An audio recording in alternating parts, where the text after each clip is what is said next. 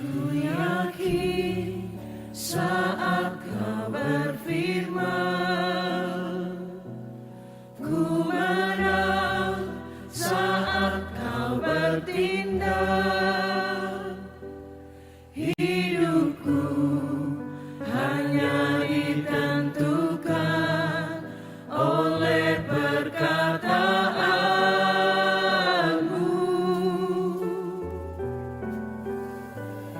Ku aman karena Kau menjaga.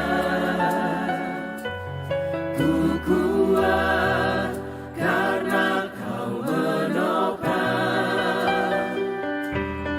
Hidupku hanya ditentukan oleh kuasa-Mu.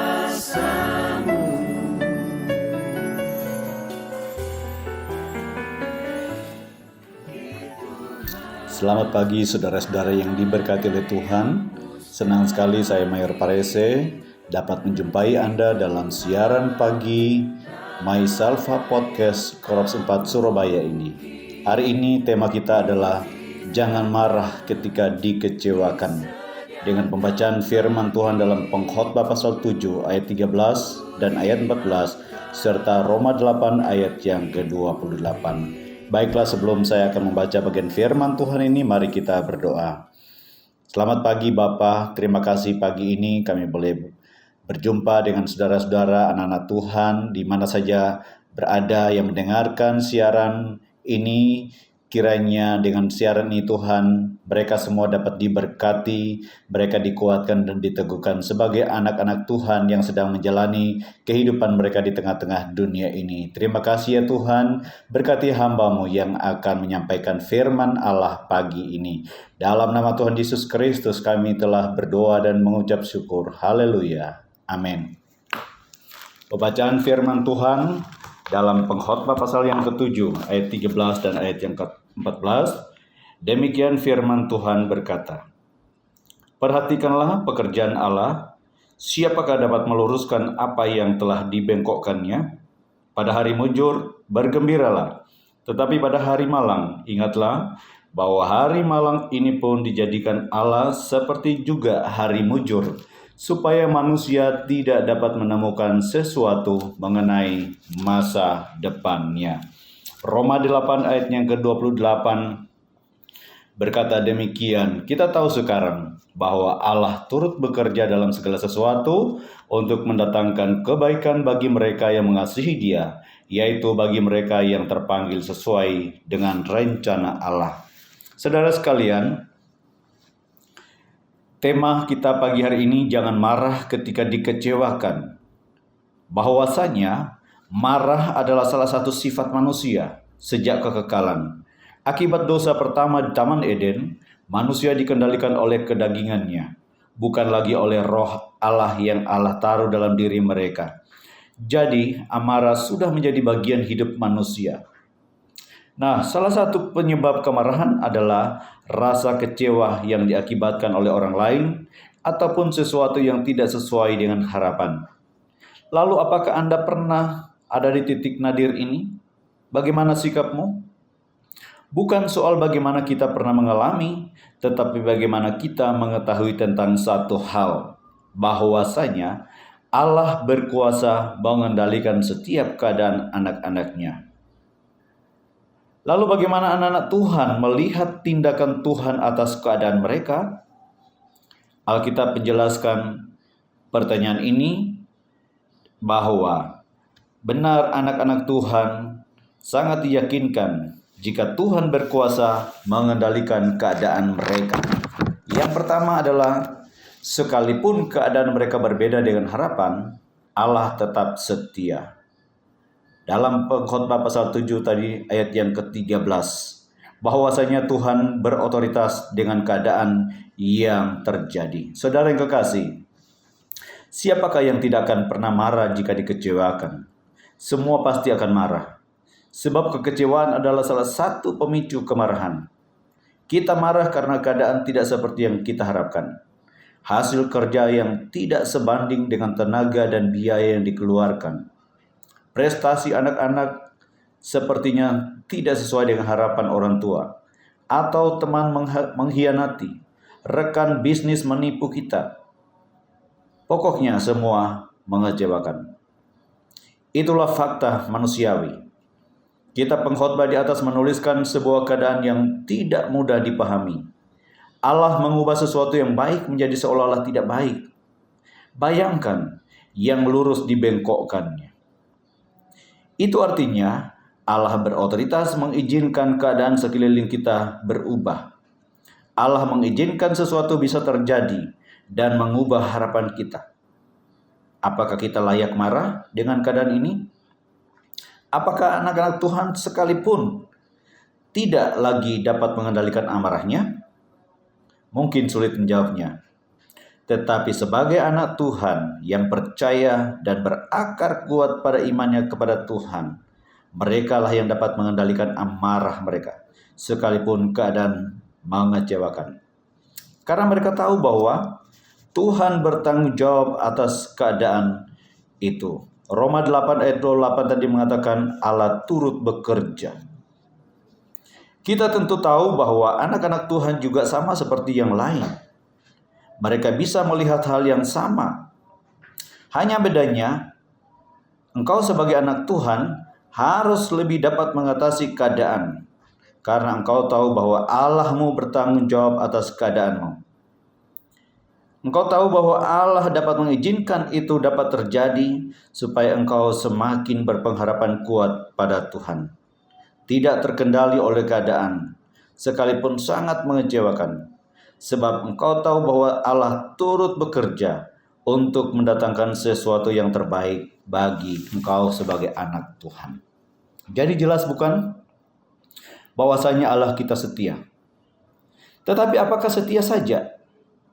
Mari kita lihat hal yang berikut, yang sama seperti tadi, bahwa sekalipun keadaan berbeda, dengan harapan Allah tetap baik. Bahwasanya Tuhan berotoritas di atas segala tindakan dan perbuatannya terhadap anak-anak manusia. Pengkhotbah itu pasal 7 ayat 14 tadi sudah dikatakan tadi bahwasanya pada hari mujur bergembiralah engkau, tetapi pada hari malang ingatlah bahwa hari malang ini pun dijadikan Allah seperti pada hari mujur. Kebaikan Allah adalah kebaikan yang sejati, bukan seperti yang ditawarkan dunia. Sekalipun terkadang kita sulit memahami pekerjaannya, tetapi sebagaimana ia tadi setia, ia pun tetap baik. Jujur agak miris mengetahui jikalau Allah menciptakan hari kemalangan bagi manusia. Apakah Allah ingin merugikan dan mengecewakan manusia? Bukankah Allah pada dasarnya adalah kasih? Ternyata ini tujuan Allah, yaitu supaya manusia berjalan dengan hati-hati, tetapi tetap memandang kepada Allah. Karena sekarang sangat mudah kita memahami bahwasanya kita hidup di dunia yang penuh keburukan, kemalangan, penuh dengan penderitaan, ketidakadilan, penuh dengan kemunafikan, kebohongan, dan tidak terkecuali kekecewaan. Bila semua itu diperhadapkan kepada Anda, apakah Anda lari dan marah kepada Tuhan? Atau bila kamu dikhianati teman paling dekat yang kamu percaya selama ini, apakah kamu kecewa dan marah? Jangan. Ingat bahwa Tuhan tetap baik dalam segala keadaanmu. Allah sendiri akan menyelesaikan bagimu. Allah hanya ingin engkau kuat dan sabar dan berserah penuh kepadanya. Sebab di balik tindakan dan perbuatan Allah yang sepertinya tidak sesuai dengan harapanmu, ada sesuatu yang lebih besar yang dikerjakan Allah bagimu. Apa itu? Yaitu bahwa Ia menyediakan yang lebih baik bagimu.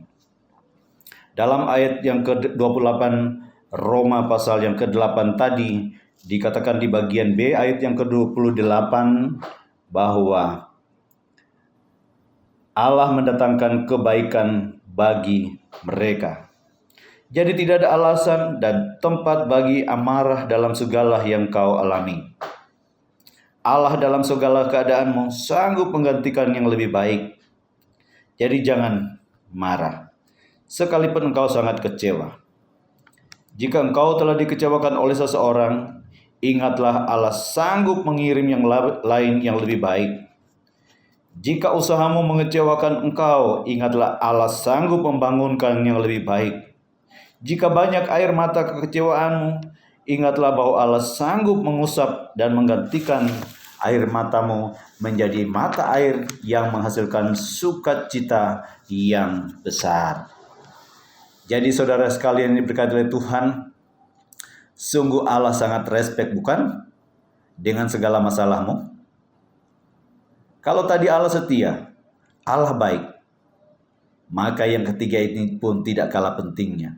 Bahwa sekalipun keadaan berbeda dengan harapanmu, Allah menaruh rencana indahnya bagimu. Pengkhotbah pasal 7 ayat yang ke-14c, dan kemudian Roma pasal 28 ayat yang ke-8 juga bagian C. Ini adalah harapan, hal yang paling penting yang kau perlu ketahui, bahwasanya kenyataan engkau tidak berkuasa atas selangkah di depanmu. Jika Allah menghendaki, engkau tidak bisa menolak apa yang dikerjakannya. Allah bisa mendatangkan yang buruk sekalipun di jalan-jalan hidupmu. Bukankah tadi pengkhotbah mengatakan bahwa Allah bermaksud manusia tidak dapat menemukan sesuatu mengenai masa depannya? Apakah engkau layak marah mendengar ini? Tidak perlu. Anak-anak Tuhan yang percaya sungguh mempunyai pengharapan akan masa depan mereka yang baik. Yeremia 29 ayat 11 berkata, "Sebab aku ini mengetahui rancangan-rancangan apa yang ada padaku mengenai kamu. Demikianlah firman Tuhan, yaitu rancangan damai sejahtera dan bukan rancangan kecelakaan, untuk mendatangkan kepadamu hari depan yang penuh harapan." Saudara sekalian, Allah komit pada janjinya. Dia sangat bertanggung jawab atas masa depanmu. Dia tidak pernah merancangkan bagi anak-anaknya sesuatu yang mengecewakan, sekalipun ia mendatangkan hari indah. Sebaliknya ia mendatangkan hari indah yang penuh dengan damai sejahtera. Allah merancang yang lebih indah daripadamu. Jadi tidak perlu menghabiskan waktu untuk hal-hal yang tidak membangun dirimu, yang hanya menciptakan celah bagi kekecewaan dan kemarahan. Lihatlah betapa Tuhan berjanji dengan sungguh mengubahkan segala sesuatu menjadi lebih baik bagimu. Dia lebih tahu atas keputusan dan tindakan yang Dia berikan. Duduklah di kaki Tuhan, tarik nafasmu dalam-dalam, ambillah waktumu untuk berteduh, bertemu dengan Tuhan, dan mendengarkan Tuhan berbicara melalui hatimu. Ikuti petunjuknya, sebab lihatlah, Dia sungguh peduli dengan engkau. Dia rindu berbagi dengan engkau. Perhatikan sesuatu hal yang terbesar yang mungkin tidak engkau sadari, bahwa Bapamu, Allahmu, Yesus yang mengasihimu, Dia sedang mengangkat jempolnya, mengatakan engkau hebat. Engkau lulus uji kesabaran, dan Dia bangga dengan engkau. Dia mengasihimu, dan Dia menganugerahimu berkat melimpah. Bangkitlah dan jadilah pemenang. Haleluya. Amin. Demikian firman Tuhan. Mari kita berdoa. Terima kasih ya Tuhan untuk bagian firman-Mu yang hamba-Mu boleh sampaikan melalui podcast ini. Kiranya anak-anak Tuhan yang mendengar di segala penjuru, di mana siaran ini dapat didengarkan, mereka boleh menerima berkat di dalamnya. Dikuatkan tatkala mereka menghadapi kekecewaan, sehingga mereka tidak perlu marah. Dikuatkan tatkala keadaan tidak seperti yang mereka harapkan. Sebaliknya mereka tetap berpengharapan penuh kepada Allah yang penuh dengan janji-janji yang terbaik dan akan menepati janji itu untuk mereka. Terima kasih ya Tuhan, berkati Koros 4 Surabaya, berkati hamba Tuhan dan seluruh jemaat yang ada di sana. Di dalam nama Tuhan kami Yesus Kristus kami telah berdoa dan mengucap syukur. Haleluya. Amin. Amin. Selamat pagi, Tuhan Yesus memberkati kita. Saat kau berfirman, ku menang. Saat kau bertindak, hidupku hanya ditentukan oleh perkataanmu. Ku aman karena kau menjaga. Ku kuat karena kau menopang. Hidupku hanya ditentukan oleh kuasa-Mu.